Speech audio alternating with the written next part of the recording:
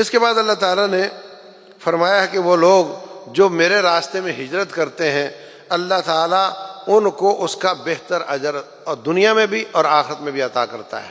بھائیو، ایک ہجرت ہوتی ہے کفر سے اسلام کی طرف۔ رسول اللہ صلی اللہ علیہ وسلم فرماتے ہیں المہاجر من ہاجر عما نہی اللہ عنہ ورسولہ، مہاجر وہ ہوتا ہے جو اللہ تعالیٰ کی اور اس کے رسول کی بغاوت کو چھوڑ، ان کے منع کردہ کاموں کو چھوڑ۔ اور یہ بھی ہجرت ہے کہ آپ جہاں رہ رہے ہیں وہاں پہ کوئی توحید والی مسجد نہیں، وہاں آپ عورتوں کی طرح گھروں میں نماز پڑھتے ہیں، اس گھر کو چھوڑ دیں۔ وہ بڑی بڑی گلیوں والا ہوگا، بڑا ہوادار ہوگا، اس میں چھوٹا سا باغیچہ بھی ہوگا، مگر اس کو چھوڑ دیں اور وہاں آ جائیں جہاں پر ہو سکتا ہے گلیاں تنگ ہوں، ہو سکتا ہے وہاں اتنا کھلا گھر نہ ہو، اپنی دنیا تنگ کر لیں اپنے دین کے لیے، اپنی نماز کے لیے، بچوں کی تربیت کے لیے، تو یہ بھی ایک ہجرت ہے۔ اسلامک اسکالر فضیلت الشیخ مفتی محمد یوسف طیبی حفظہ اللہ تعالی، فاضل مدینہ یونیورسٹی، خطیب مرکز اقصی جی ٹی روڈ گجرانوالہ۔ امین، والصلاة والسلام علی رسولہ الکریم وعلی آلہ وصحبہ اجمعین، اشہد ان لا الہ الا اللہ واشہد ان محمدا عبدہ ورسولہ صلی اللہ علیہ وسلم۔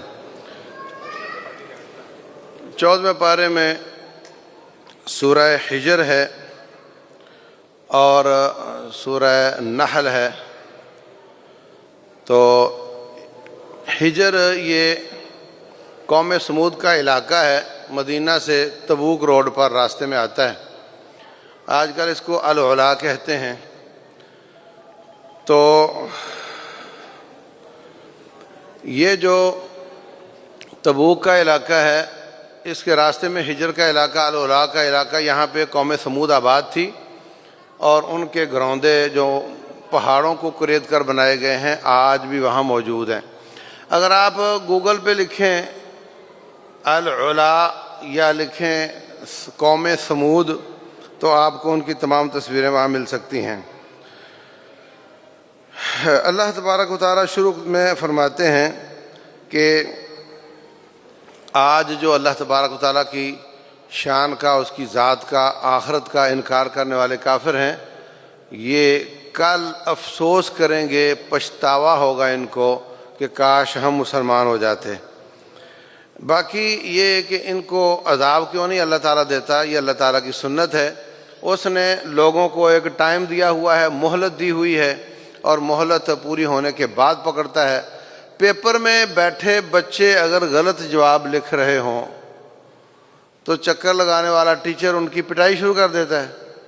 نہیں کرتا نا، وہ کہتا ہے تیرے پیپر جائیں گے، نمبر لگیں گے، پھر تو میں بتاؤں گا۔ تو پیپر میں ایسا نہیں ہوتا، اس لیے رب ذوالجلال بھی فوراً پکڑ نہیں کرتا، بلکہ ان کو اس نے مہلت دی ہوئی ہے۔ یہ لوگ اس بات پر بڑا تعجب کرتے تھے کہ جب ہم نافرمان ہیں، باغی ہیں، تو پھر اللہ ہمیں عذاب کیوں نہیں دیتا؟ تو اس کی وجہ یہ ہے کہ اللہ تبارک و تعالیٰ ایک تو حلیم ہے، بردبار ہے، فوراً پکڑ نہیں کرتا، اور دوسری وجہ یہ کہ ان کا ایک وقت مقرر ہے، اس کے بعد ان کو پکڑا جائے گا۔ تو اس میں رسول اللہ صلی اللہ علیہ وسلم کو تسلی بھی دی گئی ہے۔ وَقَالُوا يَا أَيُّهَا الَّذِي نُزِّلَ عَلَيْهِ الذِّكْرُ إِنَّكَ لَمَجْنُونَ، کہتے تھے جس پر قرآن نازل ہوتا ہے تو نعوذ باللہ مجنون ہے، دیوانہ ہے۔ ساری کائنات سے زیادہ عقل رکھنے والے کو دیوانہ کہا جا رہا ہے۔ حتیٰ کہ ایک دماد ازدی نام کا آدمی تھا، وہ حکیم تھا، وہ جناب ٹپکا وہاں پہ، کہنے لگا کہ مجھے پتہ چلا کہ آپ بیمار ہیں اور آپ کو یہ جنون ہے، تو میں اس کا علاج کرتا ہوں، تو آپ مجھ سے علاج کروائیں، آپ بڑے اچھے آدمی ہیں اور یہ آپ کو ایک تکلیف آ گئی ہے، بیماریاں بندے کو آئی جاتی ہیں، تو کوئی بات نہیں، میں آپ کا علاج کرتا ہوں۔ اب سوال یہ ہے کہ کس بات پر وہ آپ کو مجنون سمجھتے تھے؟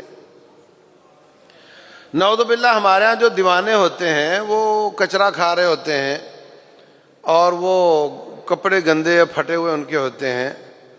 رسول اللہ صلی اللہ علیہ وسلم کی نسبت تو ایسا سوچا بھی نہیں جا سکتا۔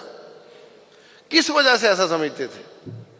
ایک ہی وجہ تھی کہ دعوت اللہ کا ایسا ذوق بھی تھا اور ایسی ذمہ داری کا احساس بھی تھا کہ وہ آپ کو بار بار رد کرتے، مذاق کرتے کہ یہ غصے میں آ کے ہمیں چھوڑ دے گا، آپ پھر بھی ان کے پیچھے جا کر ان کو دعوت دیتے تھے۔ کیا ہم ایسا کرتے ہیں؟ ہمیں اپنی عزتیں عزیز ہیں کہ میں اس کو جا کر سمجھاؤں گا تو تکار کر دے گا، میری بےزتی کر دے گا۔ انہوں نے سب کچھ اللہ واسطے قربان کیا ہوا تھا، داؤ پہ لگایا ہوا تھا۔ وہ اس طرح کے الٹے سیدھے القاب سے پکارتے ہیں، آپ اس کو برداشت کرتے ہیں اور پھر بھی جا جا کر ان کو سمجھاتے ہیں۔ اس وجہ سے وہ کہتے تھے کہ ان کا نعوذ باللہ یہ دیوانے ہو گئے۔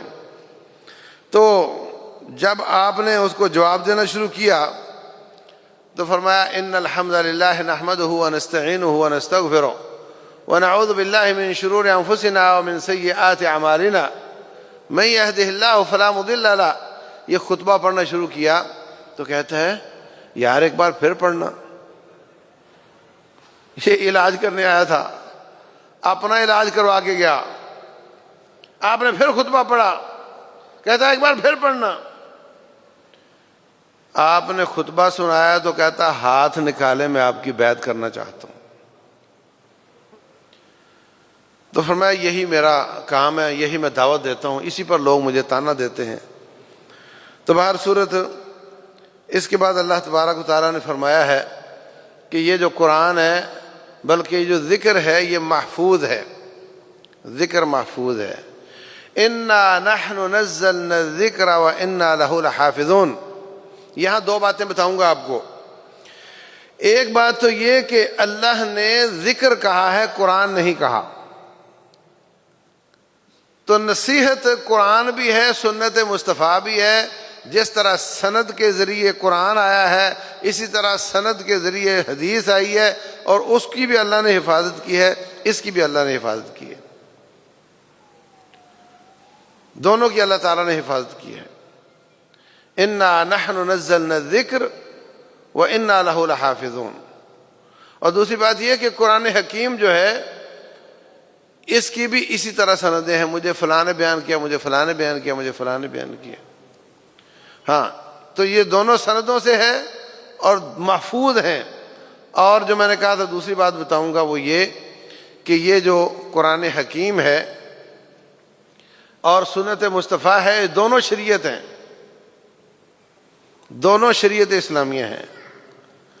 اور ذکر سے مراد ہمارے یہاں یہ لیا جاتا ہے کہ اللہ بتیاں بجھاؤ اور سر گھماؤ اور اللہ کرو، یہ ذکر ہے۔ نہیں، ذکر سے مراد پورا قرآن ہے، سنت مصطفیٰ ہے۔ فرمایا ہم اس کی حفاظت کرنے والے ہیں، تو اللہ کی حفاظت کی اللہ نے۔ اللہ تو کسی سنت حدیث میں ہے ہی نہیں، تو اللہ نے جس کی حفاظت کی ہے وہ پورا قرآن ہے اور سنت مصطفیٰ ہے صلی اللہ علیہ وسلم۔ یہی وجہ ہے کہ لوگ اضافے کرنے کی کوشش کرتے ہیں، کوئی نہ کوئی اللہ کا شعر اٹھتا ہے، وہ دودھ کا دودھ پانی کا پانی کر دیتا ہے۔ آخری زمانے میں ہمارے دور میں اللہ نے شیخ محمد ناصر الدین البانی کو یہ اعزاز دیا کہ انہوں نے سنت مصطفیٰ پر ایسی چھاننی پھیر دی ہے، ایسی چھنی پھیری کہ ضعیف کو سلسلہ احادیث ضعیفہ میں ذکر کر دیا ہے اور صحیح احادیث کو سلسلہ احادیث صحیحہ میں ذکر کر دیا ہے۔ تو ذکر سے مراد تین چیزیں ہوتی ہیں، ایک سبحان اللہ، الحمدللہ، اللہ اکبر، لا الہ الا اللہ، یہ ذکر ہے۔ ایک یہ پورا قرآن اور سنت ذکر ہے، اور تیسرا معنی ہوتا ہے کہ اللہ تبارک و تعالیٰ کا تصور لائے۔ ذکر کا معنی یاد، ذکر کا معنی یاد، وہ تیرا ذکر کر رہے تھے تو یہ یاد کر رہے تھے۔ ذکر کا معنی یاد، اللہ تبارک و تعالیٰ کی قوت کو یاد کرنا، اس کی عظمت کو یاد کرنا، اس کی کبریائی کو یاد کرنا، اس کی پکڑ کو یاد کرنا، یہ بھی اللہ کا ذکر ہے۔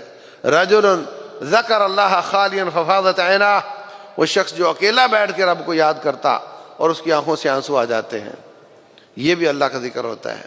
تو اللہ نے اس کی حفاظت کی ہے۔ اور اس کے بعد اللہ فرماتے ہیں ہم نے آسمان میں برج بنائے ہیں اور اس کو دیکھنے والوں کے لیے مزین کیا ہے۔ سائنس کہتی ہے کہ ایسی کوئی بات نہیں ہے، سائنس کہتی ہے کہ یہ آسمان ہے ہی نہیں جس کو تم کہہ رہے ہو، یہ تو آنکھوں کی حد نگاہ ہے۔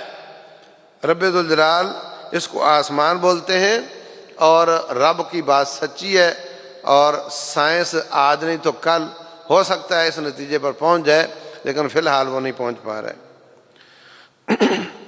تو قرآن محفوظ ہے، سنت محفوظ ہے، شریعت محفوظ ہے، کس معنی میں؟ کہ اس میں کوئی کمی اور بیشی نہیں ہے۔ نبی صلی اللہ علیہ وسلم نے اپنی طرف سے کسی آیت کا اضافہ نہیں کیا، اور جو آسمان سے آئی تھی ان میں کوئی چھپائی بھی نہیں۔ رسول اللہ صلی اللہ علیہ وسلم کا غلام تھا زید بن حارثہ، اس کو آپ نے آزاد کیا، پھر اس کی شادی اپنی پھوپھی زاد بہن سے زینب سے کر دی۔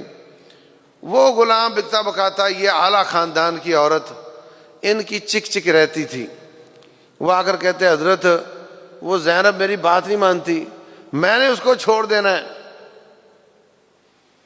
آپ فرماتے مت چھوڑ اس کو، امسک علیک زوجک واتق اللہ، اور اللہ نے وحی کی کہ اس نے چھوڑ دینا ہے اور اس سے میں نے آپ کی شادی کر دینی ہے۔ اب آپ بڑے پریشان تھے کہ یہ مجھے ویسے نہیں چھوڑتے، اور جب یہ آئے گا کہ اپنے زید کو بیٹا بنایا ہوا تھا رضی اللہ عنہ، تو جب یہ دیکھیں گے کہ بہو سے شادی کر لی تو مجھے کتنے تانے دیں گے، مجھے کتنا برداشت کرنا پڑے گا۔ آپ پریشان تھے۔ اللہ فرماتے میں نے شادی کر دینی ہے۔ تو آپ یہ کہنے کی بجائے کہ زید تو نے چھوڑنی ہے نا، تو نے چھوڑ ہی دینی ہے، مجھے رب نے بتا دیا ہے، تو یہ کہنے کی بجائے آپ کہہ رہے ہیں نہیں نہیں مت چھوڑنا، اللہ سے ڈرو، مت طلاق دینا اس کو، اور دل میں ہے کہ رب نے مجھے بتا دیا ہے اس نے چھوڑ ہی دینا ہے اور پھر میری شادی ہو جانی ہے۔ یہ جو دل کی کیفیت تھی اللہ نے بطور قرآن نازل کر دی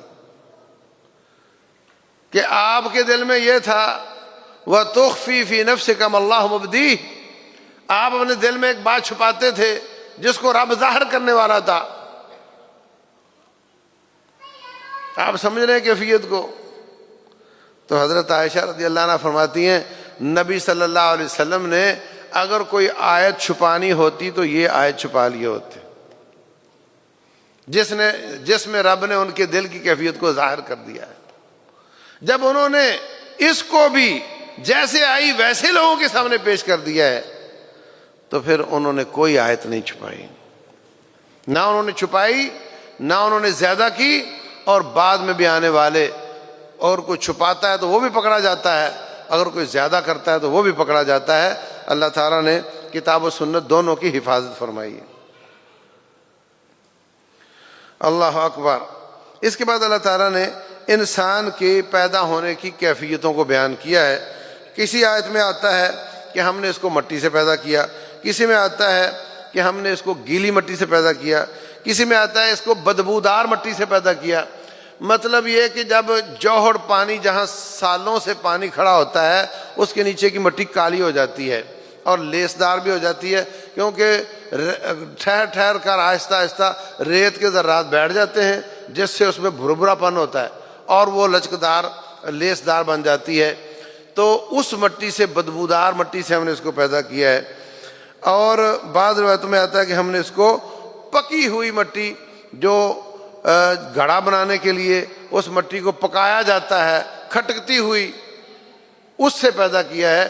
تو یہ ساری باتیں ایک ہی ہیں، وہی مٹی تھی، اسی کو لیسدار بنایا، اسی کو پھر پکایا، اور اس سے اللہ تعالیٰ نے حضرت آدم کو پیدا کیا۔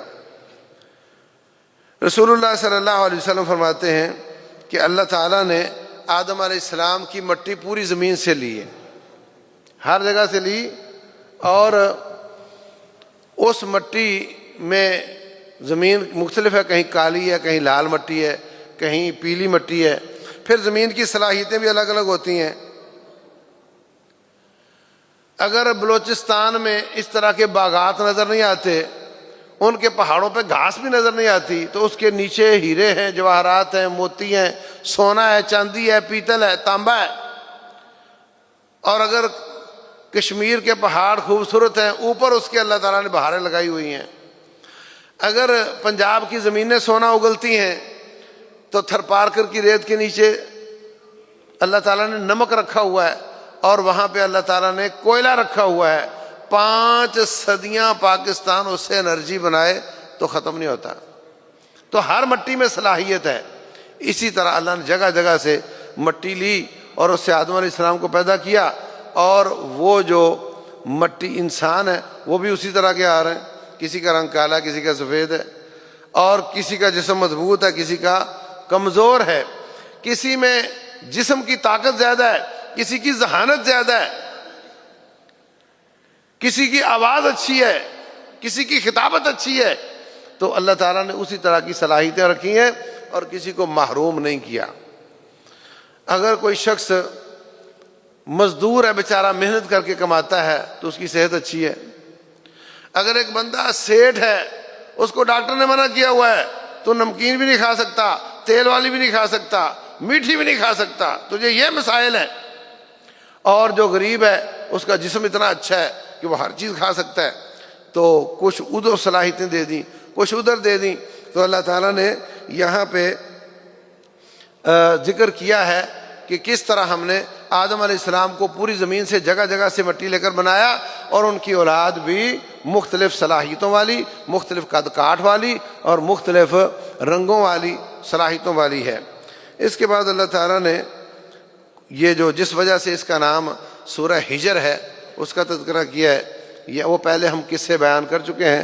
لوط علیہ السلام کا قصہ اور حضرت صالح علیہ السلام کا قصہ بیان کیا ہے، اور اس کے بعد اللہ فرماتے ہیں ہم نے آپ کو 7 آیتیں دی ہیں جو بار بار پڑھی جانے والی ہیں، اور قرآن عظیم دیا ہے۔ اس سے مراد سورۃ الفاتحہ ہے۔ رسول اللہ صلی اللہ علیہ وسلم فرماتے ہیں سب سے عظیم سورت پورے قرآن میں، سب سے عظیم سورت وہ سورۃ الفاتحہ ہے۔ اگر قل هو اللہ احد 10 پاروں کے برابر ہے تو فاتحہ اس سے بھی زیادہ عظیم تر ہے۔ اور آخر میں اللہ تعالیٰ نے فرمایا کہ فاصدع بما تؤمر واعرض عن المشرکین انا کفیناک المستہزئین۔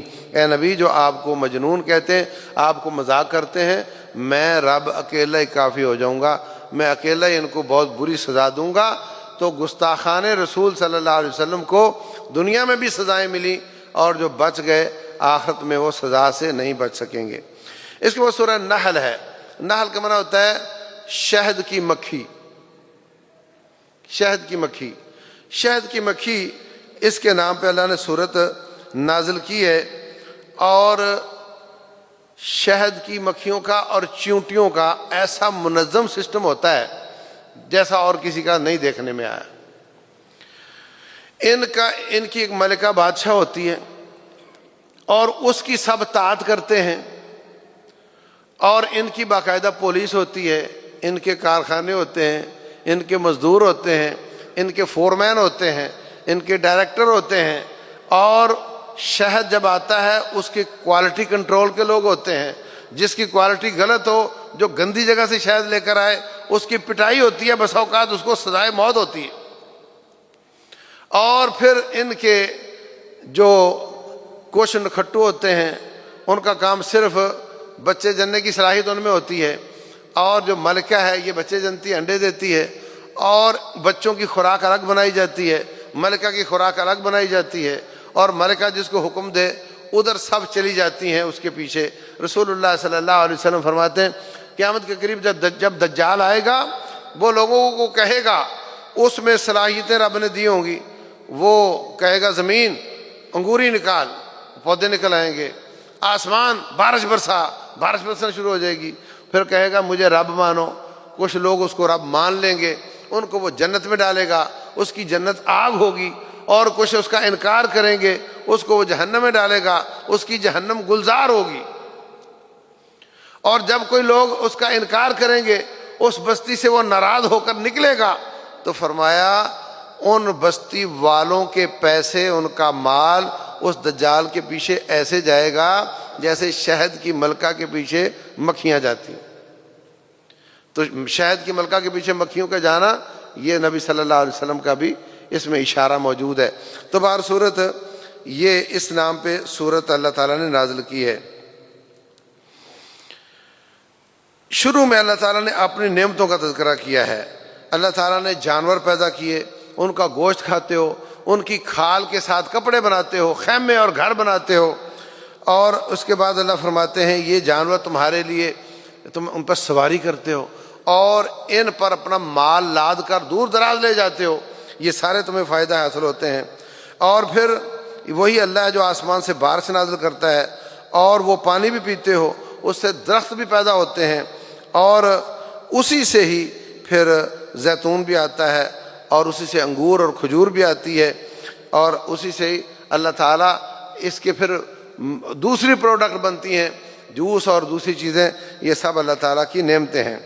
اور اللہ وہی ہے جس نے دن رات کو آنے جانے کا انتظام کر رکھا ہے اور ستاروں کا سولر سسٹم بنا رکھا ہے، اس میں سب میں اللہ کی آیات ہیں جو عقل والے ہیں۔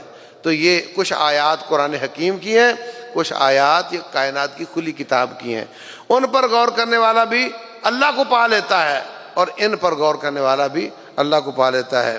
اللہ وہی ہے جس نے تمہارے لیے سمندر کو مسخر کر دیا، اس میں کشتیوں کے ذریعے تم بہت بڑا کام کر لیتے ہو، اس سے تم گوشت نکال کر کھا لیتے ہو، ہیرے اور جواہرات نکال لیتے ہو، اس میں بھی تمہارے لیے آیات ہیں۔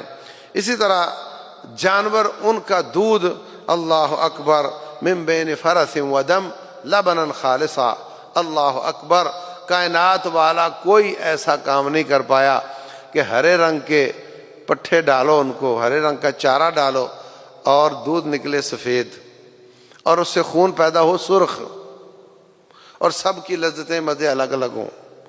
ان پٹ کیا ہے جانور کی؟ ہرا چارہ، آؤٹ پٹ کیا ہے؟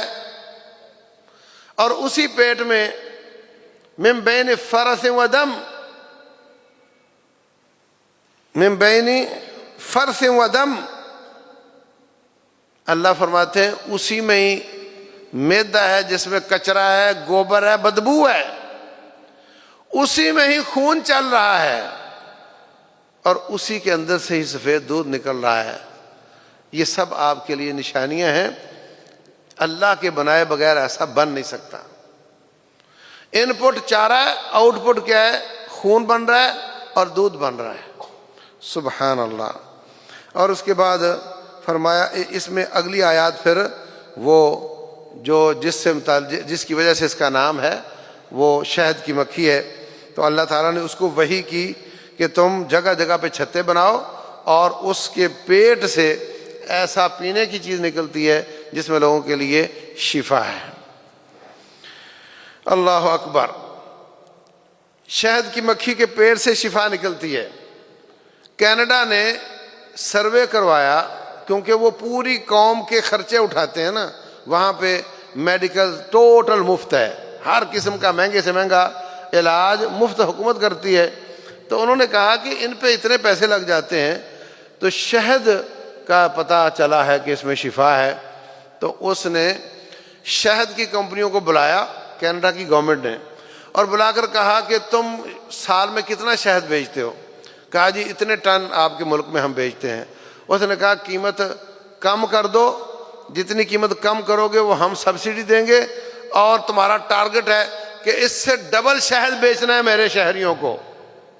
انہوں نے ایسا ہی کیا، جب ڈبل شہد بیچا کینیڈا کے شہریوں کو، تو آخر میں تجزیہ کیا تو پتہ چلا کہ ہمارے ہسپتالوں کا جو خرچہ بچ گیا ہے، جو لوگ بیمار نہیں ہوئے ان کو شفا ملی شہد کی وجہ سے، جو خرچہ بچ گیا ہے وہ زیادہ ہے، اور جو ہم نے ان کو سبسڈی دی ہے وہ کم ہے۔ تو یہ لوگ اس طرح سوچتے ہیں، قرآن کی آیات پر ایمان نہیں لاتے، مگر قرآن کی آیات سے دنیا والے فائدے حاصل کر لیتے ہیں وہ۔ اللہ اکبر۔ اسی طرح ہماری نشانیوں میں سے آپ کی بیویاں ہیں، اور ان میں جو اللہ نے تمہارے لیے سکون رکھا ہے، اور بیٹے اور پوتے، اور ان کو اللہ تعالیٰ تمہیں رزق دیتا ہے، ان سے آپ کی محبت پیدا ہو جاتی ہے، یہ بھی ہماری نشانیاں ہیں۔ گھروں میں ہم نے تمہارے لیے سکون رکھا ہے، اور بیوی بچوں میں سکون رکھا ہے۔ جو لوگ نہیں جانتے کہ میں جس کا بچہ پال رہا ہوں یہ میرا ہے یا کسی اور کا ہے، ان کو یہ سکون سمجھ نہیں آ سکتا۔ ان کو سمجھ آئے گا جن کو یقین ہے کہ بچہ میرا ہے، یہ پوتا میرا ہے۔ اور اللہ تعالیٰ کی نعمتوں کا شمار کرو گے تو یہ کبھی شمار میں آ ہی نہیں سکتی. ایک ایک چیز نعمت ہے، جب چھن جاتی ہے تو پتہ چلتا ہے. مصر کے ایک آدمی کو پیشاب رک گیا، اس کو اسپتال لے گئے، ڈاکٹروں نے اس کا پیشاب نکالا اور 2-4 دن رکھا اور اس کو لمبا چوڑا بل پیش کیا. بل دیکھ کر بابا رونے لگ گیا. انہوں نے کہا بابا رو نہیں، پیسے زیادہ ہیں تو ہم کنسیشن دے دیتے ہیں آپ کو. کہتا ہے نہیں نہیں، میرے پاس بڑے پیسے ہیں، میں تمہیں سارا بل دے دوں گا. لیکن رونا مجھے اس بات پر آیا کہ میری عمر 70 ہے 80 ہے اور تم نے 4 دن پیشاب نکال کر بل دے دیا ہے، اور میرے رب نے 80 سال پیشاب نکالا، اس نے بل نہیں دیا. اور اگر وہ اس نعمت کا بل دے دے تو میں کہاں سے ادا کروں گا. ایک ایک نعمت اللہ تبارک و تعالیٰ کی اتنی بڑی ہے کہ ہم شکر ادا کرتے رہیں تو ہو نہیں سکتا. یہ میرا رب ہے. اس کے مقابلے میں والذین یدعون من دون اللہ لا یخلقون شیئا وهم یخلقون، جن کو تم پکارتے ہو میرے مقابلے میں وہ کچھ بھی نہیں بنا سکتے، اور بلکہ وہ خود پیدا کیے گئے ہیں، وہ میری مخلوق ہیں. اور ظالموں، میری مخلوق کو میرے مقابلے میں کھڑا کرتے ہو، کچھ نہیں بنا سکتے. کہنے لگے یہ کیا بات ہوئی، کچھ نہیں بنا سکتے. ایک آدمی نے کوئی گوبر لیا اور کچھ گدھے کا پیشاب لیا اور اس کو جمع کیا، ڈانپ کے رکھا تو اس میں کیڑے پیدا ہو گئے. کہتا ہے دیکھو میں نے بنائے، تم کہتے ہو یہ کچھ نہیں بنا سکتے، یہ سارے میں نے بنائے ہیں. تو اس کو کسی مسلمان نے پوچھا کہ بتاؤ کتنے ہیں؟ چپ ہو گیا.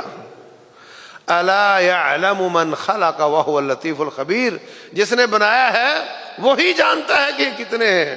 پھر پوچھا کدھر جا رہے ہیں؟ کچھ نہیں. یہ کیا چاہتے ہیں؟ کچھ نہیں بتا سکا. یہ سب چیزیں میرا رب ہی بناتا ہے اور وہی ہر چیز کو جانتا ہے. تو یہ جو لوگ اس کے باوجود رب کے ساتھ شریک ٹھہراتے ہیں، ان کو رب ذوالجلال جب ان کی موت کا وقت آئے گا تو اللہ تعالیٰ ان کو اسی وقت سے پٹائی شروع کر دے گا، اور فرشتے ان کی دبر پہ ان کو مار رہے ہوں گے، ان کی روحیں نکال رہے ہوں گے. جو ناشکری کرتے ہیں ان کی سزا آگ ہے علیہ باللہ. اور اللہ تبارک و تعالیٰ فوراً نہیں پکڑ کرتا، رب ذوالجلال ان کو مہلت دیتا ہے. آہستہ آہستہ یہ اپنی سرکشی پہ چلتے رہتے ہیں. اللہ ان کو توبہ کا موقع دیتا ہے کہ پھر بھی باز نہیں آتے. پھر اللہ ایک دم پکڑتا ہے، او یاخذہم فی تقلبہم فما ہم بمعجزین. پھر اچانک پکڑتا ہے، پھر ان کو موقع نہیں دیتا کہ آخری وقت میں توبہ کر سکیں. الیاذ باللہ. اس کے بعد اللہ تعالیٰ نے فرمایا ہے کہ وہ لوگ جو میرے راستے میں ہجرت کرتے ہیں اللہ تعالیٰ ان کو اس کا بہتر اجر اور دنیا میں بھی اور آخرت میں بھی عطا کرتا ہے. بھائیو، ایک ہجرت ہوتی ہے کفر سے اسلام کی طرف. رسول اللہ صلی اللہ علیہ وسلم فرماتے ہیں المہاجر من ہاجر عما نہی اللہ عنہ ورسولہ. مہاجر وہ ہوتا ہے جو اللہ تعالیٰ کی اور اس کے رسول کی بغاوت کو چھوڑ دے، ان کے منع کردہ کاموں کو چھوڑ دے. اور یہ بھی ہجرت ہے کہ آپ جہاں رہ رہے ہیں وہاں پہ کوئی توحید والی مسجد نہیں، وہاں آپ عورتوں کی طرح گھروں میں نماز پڑھتے ہیں، اس گھر کو چھوڑ دیں. وہ بڑی بڑی گلیوں والا ہوگا، بڑا ہوادار ہوگا، اس میں چھوٹا سا باغیچہ بھی ہوگا، مگر اس کو چھوڑ دیں اور وہاں آ جائیں جہاں پر ہو سکتا ہے گلیاں تنگ ہوں، ہو سکتا ہے وہاں اتنا کھلا گھر نہ ہو.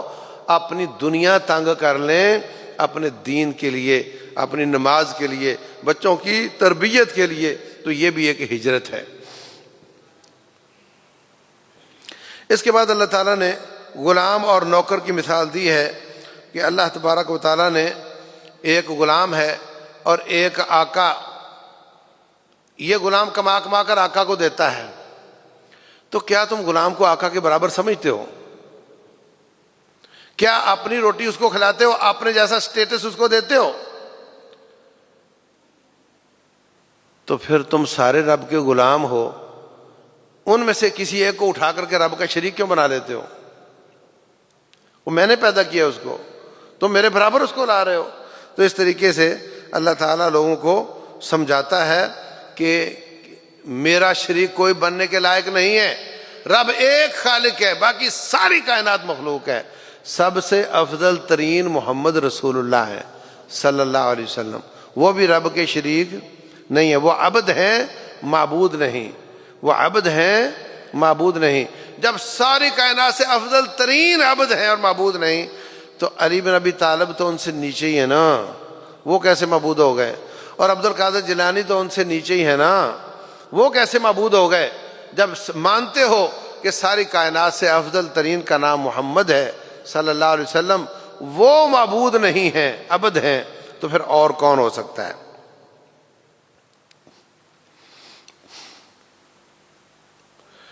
اس کے بعد اللہ تبارک و تعالیٰ نے یہاں تمام آیات کا خلاصہ بیان کیا ہے۔ اللہ تعالیٰ عدل کا حکم دیتا ہے، احسان کا حکم دیتا ہے، اور رشتہ داروں سے اچھا سلوک کرنے کا، ان کو پیسہ ویسہ دینے کا، بے حیائی اور منکرات سے منع کرنے کا حکم دیتا ہے۔ یہ ایک خلاصہ ہے پچھلے مضامین کا۔ اس کے بعد اللہ تعالیٰ فرماتے ہیں اس عورت کی طرح مت ہو جاؤ کہ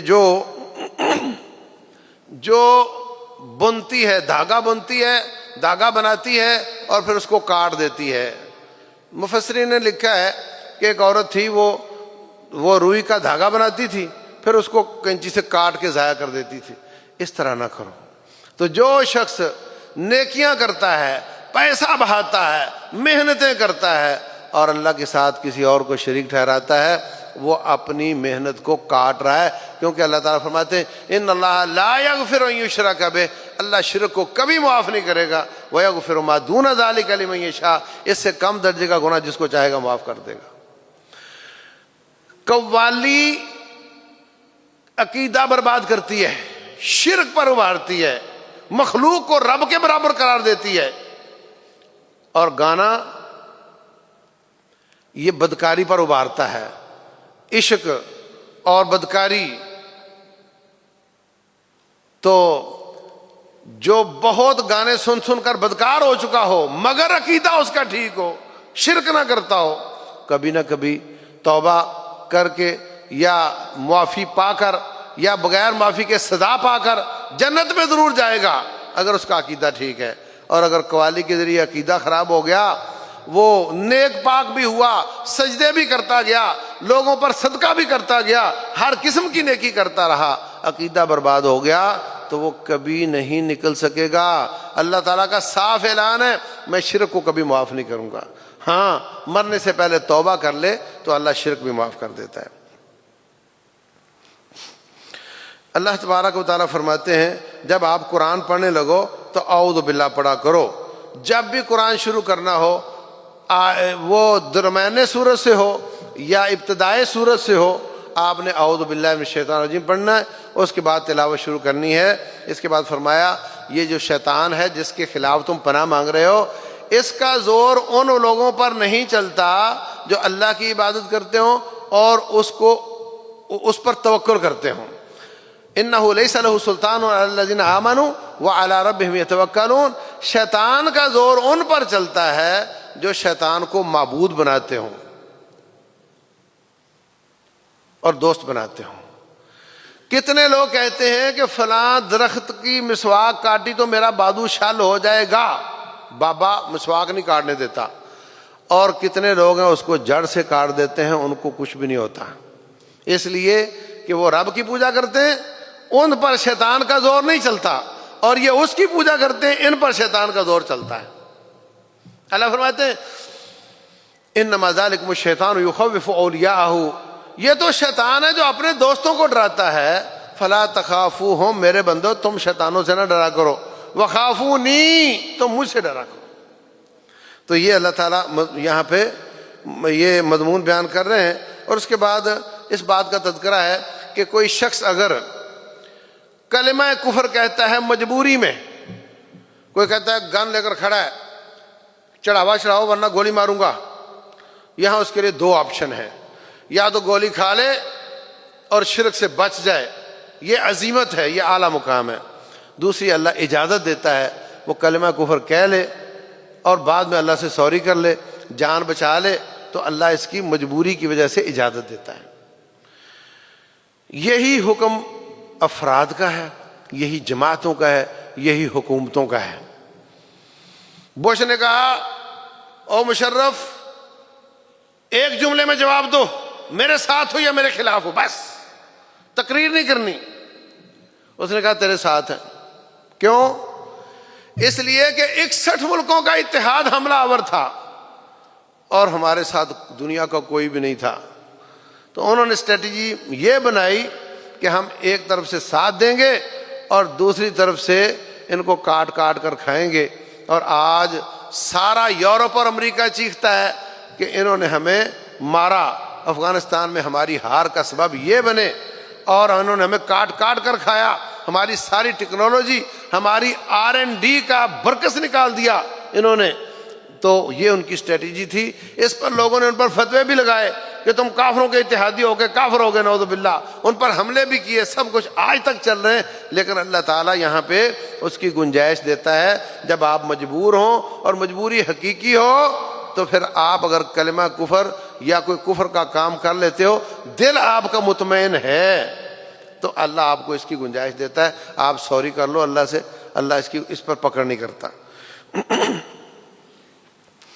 اس کے بعد اللہ تبارک و تعالیٰ کی ایک بستی کا تذکرہ ہے کہ وہ بہت اللہ تعالیٰ نے ہر طرف سے اس کو خیر عطا کی ہوئی تھی، اللہ کا رزق آتا تھا. انہوں نے رب کی ناشکری کی، اللہ نے اس کو تباہ و برباد کر دیا. تو جو قوم بھی ناشکری کرتی ہے اللہ اس کو تباہ و برباد کرتا ہے، دنیا میں بھی اور آخرت میں بھی. اور ابراہیم علیہ السلام کا تذکرہ ہے کہ وہ اللہ تبارک و تعالیٰ کے شکر گزار بندے تھے. آخر میں دعوت اللہ کا طریقہ بیان کیا ہے اللہ تعالیٰ نے.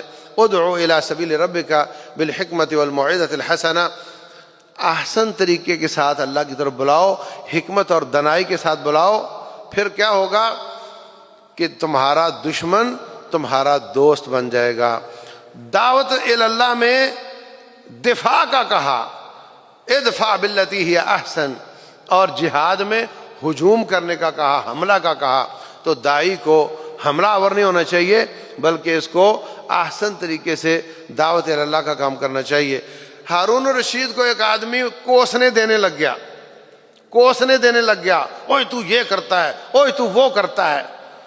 تو آگے سے کہتا ہے نہ میں فرعون سے بدتر ہوں اور نہ تو موسیٰ سے اچھا ہے علیہ الصلوۃ والسلام. اور موسیٰ علیہ السلام کو رب نے کہا تھا فرعون کی طرف جاؤ، فقولا لہ قولا لینا، اس کے ساتھ نرم انداز سے بات کرنا. تو کیا میں فرعون سے بدتر ہوں اور کیا تو موسیٰ علیہ السلام سے اچھا ہے کہ تو مجھے کوسنے دینے لگ گیا ہے؟ تو بہر صورت احسن طریقے سے حکمت کے ساتھ دانائی کے ساتھ حکمرانوں کو بھی سمجھانا چاہیے. اور جتنے لوگ آپ کہتے ہیں نا وہ بات ہی نہیں سنتا، اس کو بھی احسن طریقے سے سمجھاؤ. کوئی اس کی ہتھیلی پہ کچھ رکھو، کوئی اچھی دعوت کھلا دو اور احسن طریقے کے ساتھ دعوت کا کام کرو. انشاءاللہ اللہ تعالیٰ اس میں برکات عطا فرمائے گا. اللہ تعالیٰ ہم سب کو سمجھنے اور عمل کرنے کی توفیق عطا فرمائے.